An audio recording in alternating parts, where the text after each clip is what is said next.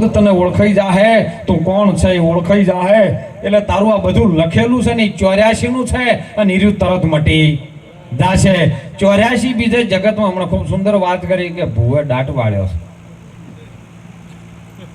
પણ તમારામાં ચમત્કાર હોય તો લ્યો તમે એને પાછા પાડો લ્યો. હે તમે એ તને એનાથી સળિયા તું કરી આલો. એ તો તમારા પાસે નહીં માનતા નહીં, એ મોને છે. હું તો દરેક ભુવને વિનંતી કરું છું, જેમ ગુરુ મહારાજજી જેમ છે એમ બધું બરાબર જ છે. આપણે એમાં ના જવું કોઈ ચિંતા નથી. પણ દરેક ભુવન ખાસ કરીને વિનંતી કરું, તમને માતા આવતી હોય, હું તો કહું વીર મહારાજ જો આવતા હોય, પણ એમાં આકોટો કરીને કદાચ સારું કરજો કે ભાઈ અનેક થયા હોય ને ભેગા જુદા પડી ગયા હોય તો ભેળું કરો. ભાઈઓમાં વેર ના કાલશો, બધું ભેળું કરો. ધોણીને આકોટો કરીને કોઈક માતા આવતી હોય, સિકોતર આવતી હોય, સધીમાં આવતા હોય, કે હું તો કોઈ ગુણઘર વાળા સુડેલમાં જ જો આવતા હોય, પણ આકોટો કરીને બીવરણી વતારીને ભેળા કરો એટલે ભેળા રહો. કોકનું દારૂનું વ્યસન છોડાવો, કોક ગુટકા વિમલ ખાતો હોય એને છોડાવો પીક ગાલીને. અને જે માતાજીના મંદિર નામે સાહેબ કોઈની જીવ હત્યા થતી હોય ને, એ જીવ હત્યાને બંધ કરાવો, બસ તો તમને વંદન છે. પણ જો કદાચ ખોટું પાપ કરાવતા હોય ને તો એ કર્મ તમારે ભોગવવું પડશે ને એમાંથી બચાવવા વાળો કોઈ મળવાનો નથી. અને એટલે મહાપુરુષો આપણા સંતો કહેશો એ જ વાત અનાદિની જમશે એમ. માં સીતાજીએ રામને પૂછ્યું કે હે પ્રભુ તમે કોનું ભજન કરી રહ્યા? કે મારા ઈષ્ટદેવ હું શિવનું ભજન કરું છું. શિવ છે, શિવનું ભજન કરી રહ્યો છું. કારણ કે તમે મંદિરમાં જો ને એટલે શિવની લિંગ જોવો, શિવને જોતા જોજો. હાલ ભોળાનાથના ગમે મંદિરમાં જો, શિવને કદી તમે જોયો નથી.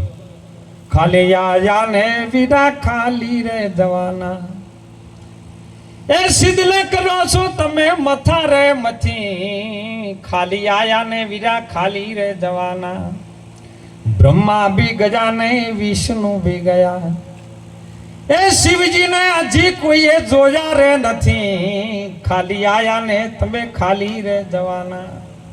એ શિવની લિંગ જોઈ શકો છો, માં ભગવતીની ભંગ જોઈ શકો છો, પણ શિવના દર્શન ન કરી શકો. શિવના દર્શન તમારી ભીતર થાય સાહેબ. અને મહાપુરુષો કે હું મારા શિવનું ભજન કરું છું, તમે જોજો હો શિવ કેવી રીતનો છે, નારાયણ કેવી રીતનો છે, બ્રહ્માજી કેવી રીતના છે. અનાદિથી જ્યારે બ્રાહ્મણો યજ્ઞ કરતા હોય ને તો તમે જોજો મહાકાલી, મહાસરસ્વતી, મહાલક્ષ્મી ત્રણે છે. બ્રહ્મા છે, વિષ્ણુ છે, મહેશ છે. આ ત્રણેના ઘેરથી ત્રણે 6 બન્યા કે ના બન્યા? મહાપુરુષો કે 5 ચેલા પેલા રે આયા ને 6 આઈ છે મોરી માઈ. 100 મળીને શનેડો રચાયો અને પછી ફૂલડે છાબો રે ભરાઈ જોશીડા. જોહ જોવો ને મારા ભાઈ કાયા કેરી મઢિયો કોને રે બનાવી. આ શનેડો 100 મળીને રચાયેલો, કોઈ મણીરાજી નહીં રચાયો. પણ તમે ફોટાની અંદર જોજો, આપણે ફોટા અગરબત્તી કરે છે બધા લોકો. ભગવાન ભોળાનાથ બેઠા છે તો પાર્વતી જોડે છે, બ્રહ્માજી છે તો જોડે સરસ્વતી છે, અને નારાયણ છે તો લક્ષ્મીજી છે. પણ તમે નારાયણનો અને લક્ષ્મીજીનો જ્યારે ફોટો જોવો ને એટલે જોજો ઉપર શેષ નાગ છે 5 ભણ્યા વાળા. સમુદ્રની વચ્ચો વચ એમને ગાદી કરેલી છે શેષનાગની. શેષનાગના નેચલ્યા જે ઓટા છે ને 3.5 છે, તમારે જોવા જ જોજો ફોટામાં. ઉપર 5 ફૂણે વાળો નાગ છે અને વચ્ચે પથારી કરીને નારાયણ સૂતા છે અને લક્ષ્મીજી ચરણ પાસે એમને ચરણ દબાઈ રહ્યા છે. હવે તમે નક્કી કરવા દેહમાં નારાયણ કયો છે, ફોટામાં પલાર્યો. ફોટામાં જમશે કોઈ ખોટું નથી, પણ આપણા દેહની અંદર નક્કી કરો તો મહાપુરુષો કે મૂળ આધાર, જે મૂળ આધારનું જે ચક્ર છે તમારું, જેને સંતો નાભીથી આ ડૂંટી છે ને એને નાભી કહે છે, પણ એ દેહની નાભી છે. તમારી સંતની નાભી કંઈક અલગ છે. અને એના નેચે જે મૂળ આધારનું ચક્ર છે એ નારા નારા નારા, જે નારાનો અવાજ ચાલી રહ્યો છે ત્યાંથી પ્રગટ થાય. કેમ કે 2 શ્વાસ જે આવે ને એટલે એક શ્વાસ આવે છે ને એક અંદરથી ઉપડી રહ્યો છે. પેલા ધક્કો મારે ને એ ટાઈમે ટકરાવ થાય ને એમાંથી અવાજ આવે છે, એનો નારા કહેવાય છે. અને નારાયણના નીચે જો તમારું લક્ષ આવી જાય, લક્ષ્મી, તો સાહેબ હીરું ઉત્પન્ન થાય તો એની ઉપર જ્યારે આવે ત્યારે પૃથ્વીનો તમામનો દેવી દેવતાનો જે ભાગ છે એ મહાપુરુષો કે ઉત્પત્તિ બ્રહ્માજીની છે ને પૃથ્વી પર બધું ઉત્પન્ન થાય છે અને ઉપરનો ભાગ છે એ ભગવાન શંકરનો શેષનો છે. શંકર કૈલાશ ઉપર ઊંચા ડુંગર ઉપર રહેશે. તમે ચોક જાત્રાએ જતા હોય યાત્રાએ જતા હોય તો જોજો મોટામાં મોટો ડુંગર કે કૈલાશ અને એના ઉપર ભગવાન ભોળોનાથ રહે. તમે જોજો ઉપર છે ભોળાનાથનો જે ગુણ ધર્મ છે એ તમો ગુણ છે અને બ્રહ્માજીનો જે ગુણ ધર્મ છે એ રજો ગુણ છે અને નારાયણનો જે ગુણ ધર્મ છે એ સત્વ ગુણ છે. હવે સત્વ ગુણ નીચે છે એને ઉપર લાવવો હોય તો ઉપર રજો ગુણનો તમારે બાદ કરવો પડે, તમો ગુણને બાદ કરવો પડે તો સત્વ ગુણ તરીને ઉપર મોખણની જેમ આવે ને કે આવે એવું. તમે આ ફોટાનું દ્રશ્ય છે ને એમ તમારી અંદર છે આ કમરથી ઉપરનો ભાગ છે ને રજોગુણ આત્માનો છે અને રજોગુણમાંથી તમામ ઉત્પત્તિ હોય બાળકની હોય થાય છે અને હોયથી બધો વિનાશ થાય. અને જો કદાચ દોર લાગી જાય સત્વગુણની જે ચોટી ઉધીને તમારી ચોટ લાગી જાય તો મહાપુરુષો કે એ જ સત્વગુણ બની જાય. મનના 3 ભાગ પડી જાય. મનને તમે જેવી દિશા તરફ લઈ જાય એવું મન બની જાય. રજોગુણી તરફ તમારું સતત ધ્યાન આવી જાય તો એ જીવાત્મા રજોગુણી થઈ જાય છે. કામ ક્રોધ લોભમાં વશ થઈ જાય, જગતની માયામાં વશ થઈ જાય, કશું કરી ન શકે, રચો પચો રહે માયામાં. અને જો કદાચ તમારું મન શંકર તરફ તમો ગુણ તરફ જો ધ્યાન કરી દે તો એ રહ્યું તમો ગુણ કરે, કોકનો વિનાશ કરે, બીજું કોઈ કરી શકે પણ એ સત્યનો જે માર્ગ ચાલે ને તો એને સારું કાર્ય થાય ને એ કાર્ય આજ આ ખાનપુર ધરતીમાં થયું સાહેબ. કારણ કે એમનો વિચાર સત્વગુણી તરફ ગયો એટલે આ મન સત્વગુણી થયું એટલે સારું કાર્ય થયું. પણ મહાપુરુષો આ 3 રસ્તામાંથી ચોથો રસ્તો બતાવી દે. નામમાં ન લઈ જાય, રૂપમાં ન લઈ જાય, ગુણમાં ન લઈ જાય, એ અવિનાશી સુધી પહોંચાડી દે. 3 રસ્તાને બાદ કરે કે સ્વર્ગમાં નહીં જવું, નર્કમાં જવું નથી અને વચ્ચે ઊભું રહેવું નહીં, જો એ ઠેકાણે જતું રહેવું છે. અને એ છે ગુરુનો અલગ દરબાર. અને એ સુધી પહોંચવું હોય તો કેવલ ને કેવલ આપણને ગુરુ આપણને રસ્તો બતાવી શકે. ચાલુ આપણે પોતાને પડે, બીજો કોઈ બતાવી શકે નહીં. અને એટલે મહાપુરુષો આપણને જગાડી દે, આ વાતમાં જગાડી દે. કોઈ શબ્દથી જગાડે, કોઈ વાણીથી જગાડે, કોઈ સત્સંગથી જગાડે, પણ વાત એકની એક છે સાહેબ. અને એટલે જાગવાની જરૂર છે. વીરા મારા જાગો તો હવે જાગ્યા જેવો જોગ છે અને જાગતો અંધારા મટી જાય. સંતો ભાઈ જાગી લ્યો, જાગ્યા રે જેવો જોગ છે. આ જાગવા માટેનો જોગ મળી ગયો સાહેબ. કારણ કે જાગી શકાય માણસના અવતારમાં, માણસના અવતારમાં જાગી શકાય હો. ના કે પંખીમાં જતા રહ્યા નહીં જાગી શકો, પ્રાણીમાં જતા રહ્યા નહીં જાગી શકો. હે કદાચ જળના કોઈ જીવાત્મામાં જતા રહ્યા તો તમે જાગી શકવાના નથી. કારણ કે જે પણ તત્વ કામ કરી રહ્યું છે ને મનુષ્યના શરીરમાં ખૂબ ઉત્તમ રીતે કામ કરી રહ્યું છે. અને પરમાત્માની ઓળખ આની અંદર થઈ શકે એવી છે, બીજે જોઈ થઈ શકે એવી. અરે કાયા નગરીમાં તમે તપાસી લેજો, મોય બેઠેલો છે એક બાવો.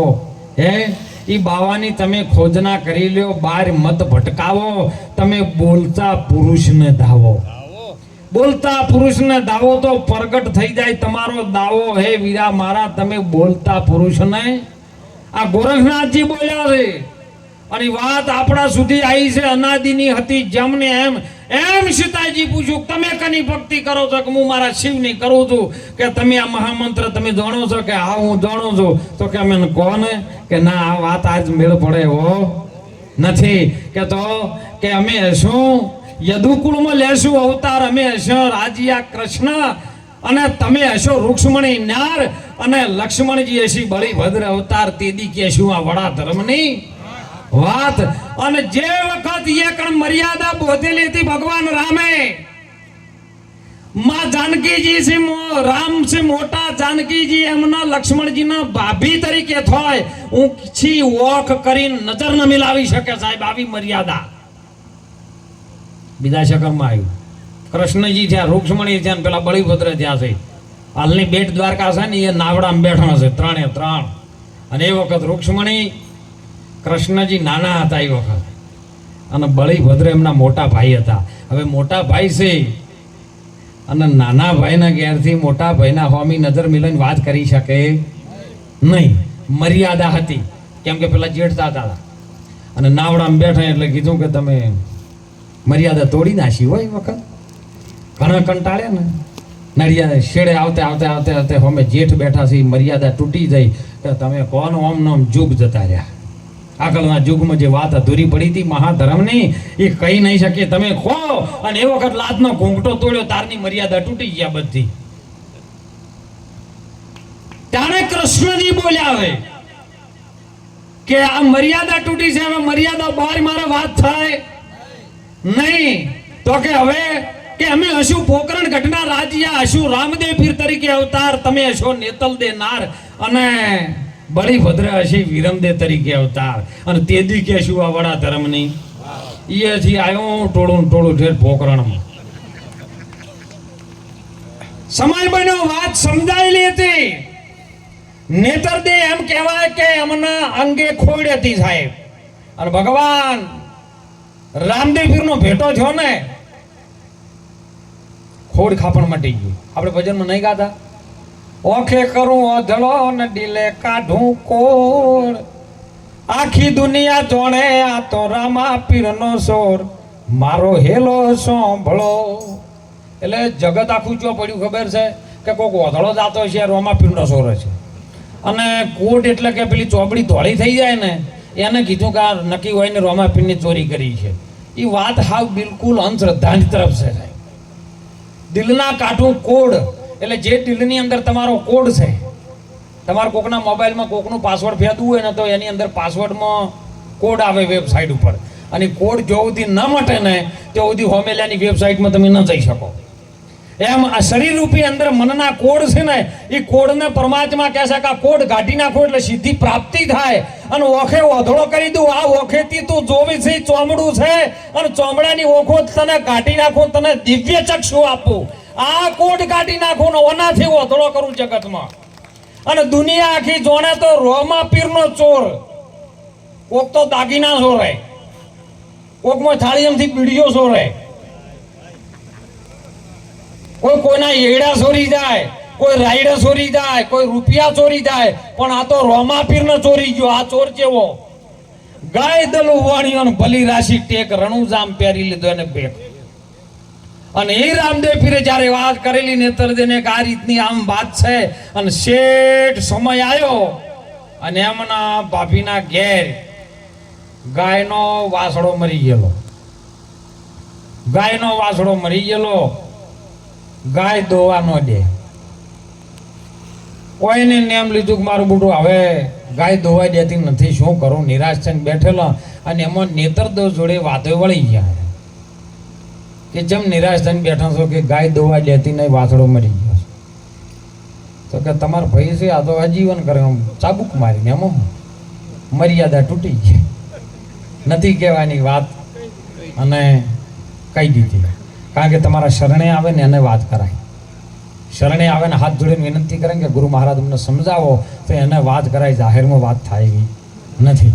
અને વાત નેતર દેને કીધી તરત જ એમના ભાભીને, એટલે તરત કીધું કે આવી વાત છે કે હા આવા પડસાલ કે હા.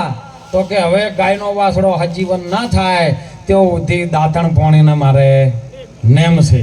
3.5 દાડાનો મારો વાસડો મરાનો રે હે જીઓજી. અને એવા લીધા છે દાંતણ વાળા નેમ મહારાજા. અરે ગૂગલ ના રે ધૂપ તમને શેવું રામા પીર ને રે હે જીઓજી. ભગવાન રામદેવ પીર આયા છે ત્યારે એમના ભાભીની દશા જોઈ. ભાભી કેમ કે તમે આટલું હજીવન કરો, 12 પડસા પૂરો તમારે ઘેર આટલું કામ ચમ ન કરો? કરી આલો આટલો વાસડો હજીવન કરો, ન કે મારે ગાય દોયાવણી રહે, ન કે દાંતણ પોણીનો નેમ છે, દાંતણ કે પોણી લેવું નથી. કપરી પરિસ્થિતિ આવે ને 3.5 દાડા થાય ને એટલે તમારી અંદર પ્રગટ થાય એમ કહું. પણ 3.5 દાડા કોઈને જવું નહીં. આ તો માતાજી મંદિરે જાય, માતાજી આટલું કરો છો, નાળિયેર ચડાવ્યું એટલે ખાલી નાળિયેર સારું થઈને માતાજી જાય આખી? શરત મેં કે એમાં પાછી આટલું કરો તો જ ન કે પહેલથી તો કોઈ આલવું નહીં એમ. તમે કરી લો ને પાત્ર બની દો ને તો એને તો ઢહેડીને તમારે ઘેર હાલવા આપવું પડે એમ કહો. 3.5 દાડા ઉદીને નામ લીધું ને સાહેબ 3.5 દાડા થઈ ગયા ને એટલે પરમાત્માને પ્રગટ થવું થાય. અમે 3.5 ઓટા મારીને જે બેઠી છે ને એ સાહેબ 3.5 માંથી પ્રગટ થાય ને ત્યારે પોતે રામદેવ પીર બની જાય છે.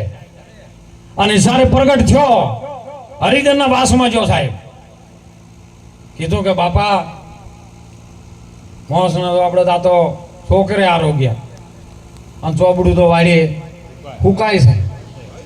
રેશમીયો કોયડો પીરે હાથમાં લીધો અને ચટકા લગાયા 2 ને 4. જોજો હો 2 અને 4, 2 ને 4 6 હોય.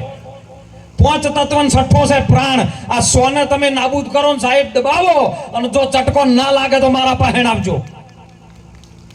રામ ચટકો લાજા વિના ક્યોથી રીતે કરતા રિયળ ની ભમરી બની જાય તો નરને જેટલી વાર પણ 5 તત્વોને બાદ કરી દો અને પ્રાણને દબાઈ દો અને પ્રાણમાંથી તો સાહેબ જો આત્મા ન ઉભો થાય તો મને કહેજો. પણ આર્યું કરવું કોઈને છે નહીં.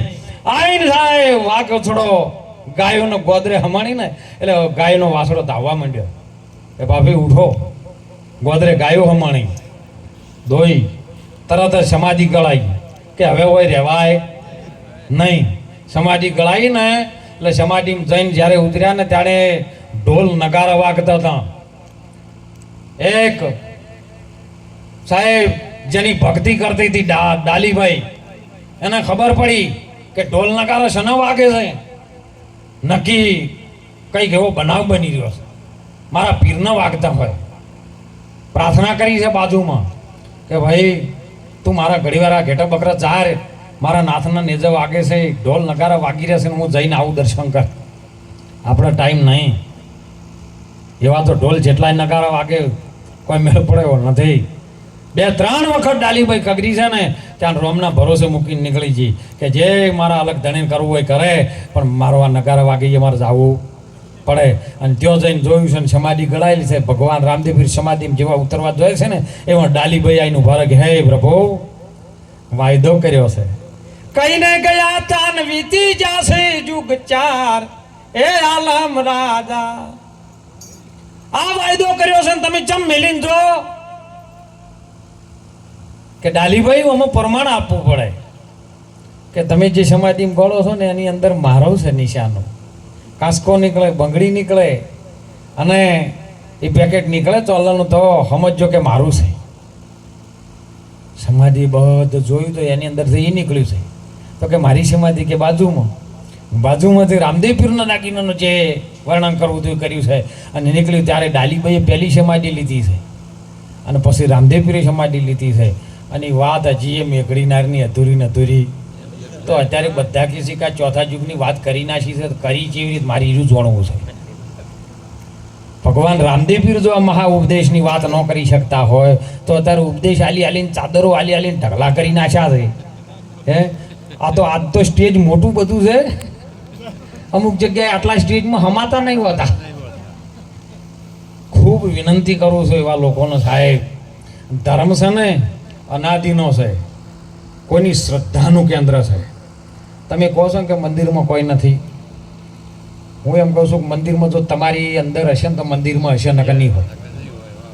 મંદિરને નાબૂદ કરવાની કોશિશ ન કરતા કોઈ દિવસ કે મંદિરમાં ગયો કે ભગવાન કૃષ્ણજી બોલે છે કે હે અર્જુન એક હોય ની અણીથી કાણું પાડો ને એટલું આ બ્રહ્માંડમાં મારા વગર કોઈ ખાલી તમને હોય દેખા હે તો મંદિરમાં દેખા હે. તમે ભલે બધું જ વણી ગયા હોય પણ મંદિર સુધી જે સીડીના પગાથિયા છે આવવા માટે બીજાને રાવાઈ દો. બીજા મંદિર સુધી આવશે તો કોક કુણા પડશે અને કુણા પડશે તો કોક વાત એ બે છે ન કે બેહીને ડાયરેક્ટ બોધાલશો તો ડાયરેક્ટ જતું રહે. અને એમાં ધર્મ ગૂંચવાઈ ગયો છે. ધર્મ હાલ કેવો થયો છે ખબર છે? આ સમય એવો ટેકનોલોજીનો ચાલી રહ્યો છે ને એમાં 3.5 ઇંચનો મોબાઈલ આવી ગયો છે. ભારતની સનાતન ધર્મની સંસ્કૃતિને નષ્ટ કરવા માટે મોબાઈલ છે સાહેબ. મોબાઈલનો ઉપયોગ જો તમને કરતે આવડે તો લીલા લેર છે પણ 3.5 ઇંચના મોબાઈલમાં જે આવે છે ને એરું નથી લેતા ને બીજું લ્યો છે એટલે ધર્મ નષ્ટ થતો જાય. ધર્મ હાલ ચિંગમ જેવો કરી નાખ્યો છે. તમે કોઈક ચિંગમ ખાતા હોય ને એને પૂછો ચાઈને મોય ઉતારી નાખે કે ચાઈને બહાર થૂચી નાખે. ચાય ચાય કરે તો પણ મેળ આવે એમ ધર્મને આવી રીતનો કરી નાખ્યો છે. પણ મારા યુવાન દીકરાઓને, યુવાન દીકરીઓને ખાસ હાથ જોડીને વિનંતી કરું, પ્રાર્થના કરું છું સાહેબ, કે આજે તમે જોવો ને તો દરગાહની અંદર મુસલમાનનો દીકરો જાય, મુસલમાનનો નાનો દીકરો હોય તેનો સફેદ પેન્ટ હોય, સફેદ જબ્બો હોય, સફેદ ટોપી હોય, એનો પહેરવેશ દરવેશ બધું સારું શીખવાડે એમના લોકો.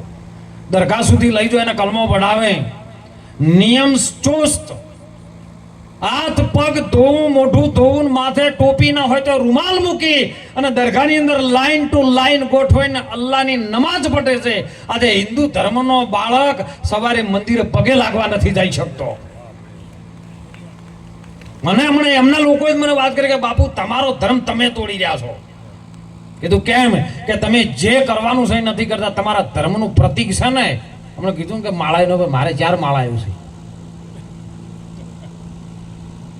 મીરાબાઈ ક્યાં છે? હીર ને ચીર હું તો મધન નાશો હોય, હું તો ભગવી ચાદર ઓઢું, નવલખા હાર મને ના જો, હું તો તુલસીની માળા.